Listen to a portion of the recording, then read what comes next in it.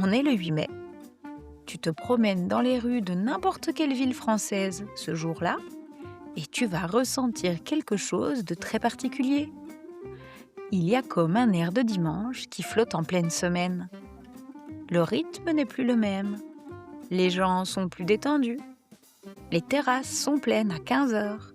Et surtout, beaucoup de bureaux ont les rideaux baissés. Pourquoi? Parce qu'en France, on est en plein cœur de la saison du pont. Bienvenue dans ce nouvel épisode du French Vocal. Ici, on explore la réalité de la culture française d'aujourd'hui, telle qu'on la vit vraiment, à travers des anecdotes personnelles et mon savoir-faire de prof. Si tu apprends le français et que tu veux progresser tout en ayant les clés culturelles pour réussir tes échanges avec les Français, tu es au bon endroit. Alors, au programme aujourd'hui, on va découvrir ensemble ce fameux calendrier français pour que tu comprennes enfin pourquoi tout semble s'arrêter en mai. Je t'expliquerai aussi le petit cauchemar des profs à cette période. Et je te partagerai mes traditions de retrouvailles dans le Jura, entre amis et au camping. Bien sûr, comme d'habitude, on va faire le plein d'expressions authentiques pour booster ton français et le rendre plus vivant. Mais au fait, c'est quoi un pont? Je voudrais m'assurer que tu comprends bien ce concept, car c'est vraiment une pièce maîtresse de notre culture. Un jour férié, tu le sais peut-être, c'est un jour de fête, qu'elle soit civile ou religieuse, où l'on ne travaille pas. En France, au mois de mai, c'est un véritable festival de jours fériés. On commence par le 1er mai, la fête du travail.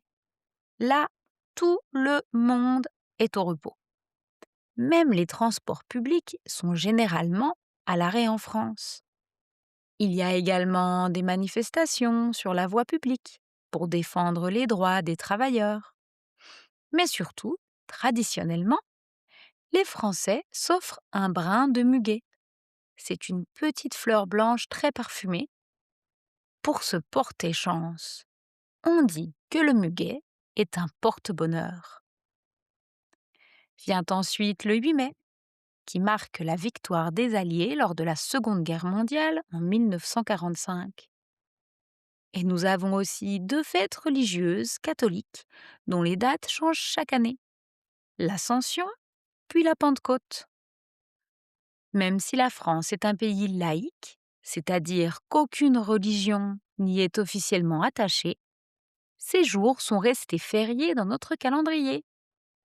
Et c'est là que la magie opère. L'Ascension tombe toujours un jeudi. Si tu ne travailles pas le jeudi, pourquoi retourner au bureau le vendredi pour une seule petite journée? Du coup, les Français ont inventé le concept de faire le pont. On ne travaille pas le vendredi non plus pour s'offrir un grand week-end de 4 jours. C'est devenu une institution. Si tu travailles avec des Français, tu as sûrement déjà entendu cette phrase à la fois désolé et réjoui. Ah non, désolé, je ne serai pas là vendredi, je fais le pont.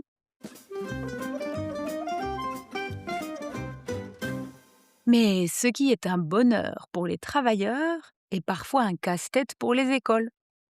Si tu as des amis qui sont enseignants en France, demande-leur ce qu'ils pensent du mois de mai.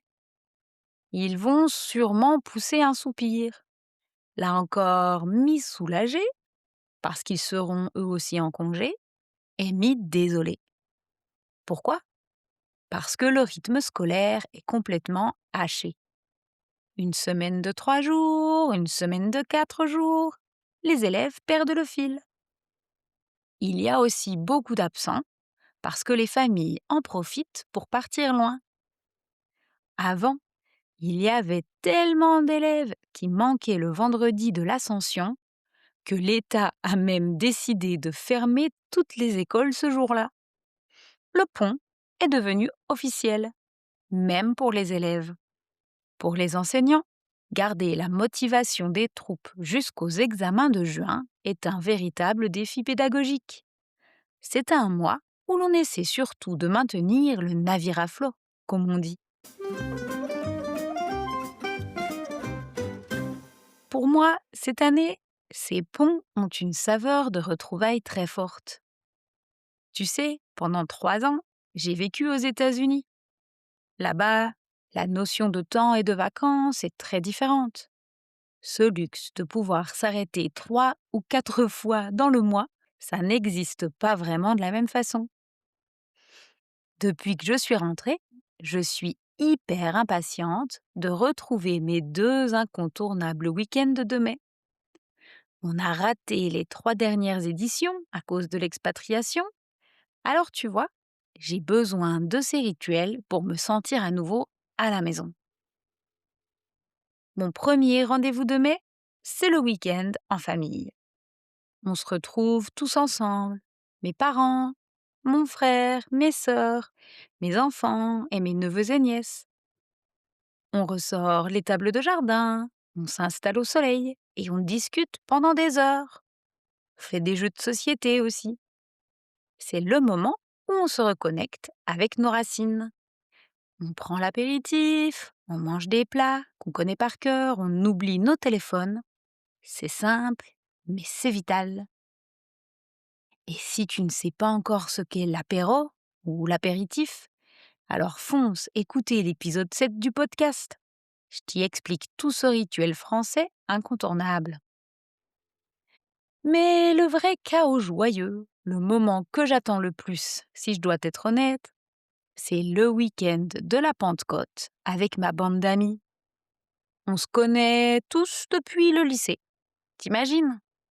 On a grandi ensemble et aujourd'hui, on est 6 familles. Et comme chaque famille a 2 enfants, je te laisse faire le calcul. On est une sacrée troupe de 24 personnes. Pour gérer un tel groupe, on a une destination fétiche, le Jura. C'est une région magnifique, pleine de montagnes douces, de lacs d'un bleu profond et de forêts de sapins. Et notre quartier général, ou notre QG, comme on l'appelle, c'est le camping. On y loue des mobil-homes. Si tu ne connais pas encore ce mot, imagine une petite maison de vacances préfabriquée avec tout le confort, une petite cuisine, des chambres et surtout une terrasse en bois pour l'apéritif. On en réserve 5 ou 6, tous côte à côte. Ça nous permet d'avoir chacun notre petit nid pour faire dormir les enfants au calme, mais de vivre ensemble à l'extérieur et de profiter de la piscine et des animations du camping. Le matin, le premier bruit que j'entends, ce sont les rires des enfants qui courent déjà en pyjama d'une terrasse à l'autre, dans l'herbe encore toute fraîche. C'est ça, la liberté des ponts du mois de mai.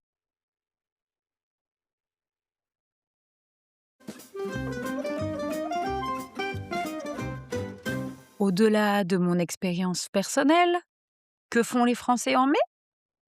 Eh bien, ils appliquent à la lettre le dicton «En mai, fais ce qu'il te plaît».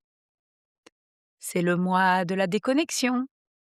On jardine, on fait des randonnées, on flâne dans les brocantes et les vides-greniers le dimanche. Tu sais, ce sont ces marchés en plein air où l'on vend des objets d'occasion.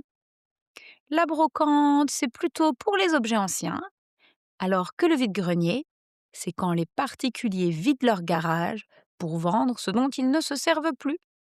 C'est très populaire. En mai, on accepte que l'économie tourne un petit peu plus lentement. On réapprend à vivre au rythme du soleil avant le grand rush de l'été. C'est une parenthèse de douceur où l'on se rappelle que le temps n'est pas seulement fait pour produire, mais aussi pour être ensemble. Et toi, est-ce que tu as aussi ces moments de pause printanière dans ton pays? Est-ce que vous avez cette culture du pont? Ou est-ce que c'est une curiosité typiquement française pour toi? Raconte-moi ça en commentaire sur Spotify ou Apple Podcast. Et laisse-moi un petit mot sur ma page Facebook Parlons French. Si tu veux retrouver toutes les expressions que j'ai utilisées aujourd'hui, comme faire le pont, prendre l'air ou encore être une sacrée troupe, et continuer de pratiquer ton français avec moi, abonne-toi à la newsletter sur mon site parlonsfrench.com/podcast. Tu recevras chaque semaine ta fiche d'activité pour progresser et tu y trouveras également le blog dans lequel je partage plein de ressources pour t'aider à pratiquer ton français. Alors, prends soin de toi, profite bien du soleil si tu en as et je te dis à tout vite pour un nouvel épisode. Bisous!